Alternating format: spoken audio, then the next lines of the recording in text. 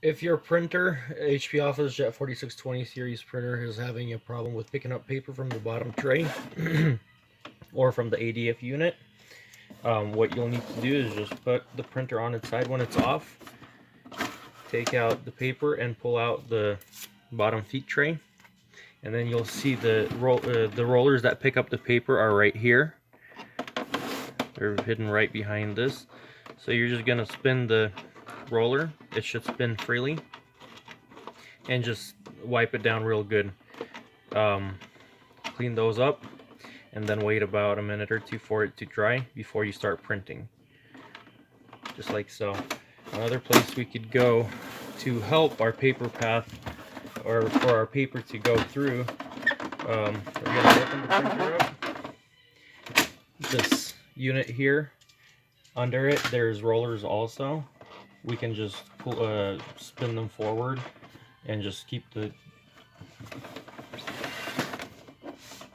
like so, spinning it and cleaning as I hold it over the rest of these. After you're done that, make sure you put the cover back and close the printer. And for document feeder, there's rollers right here.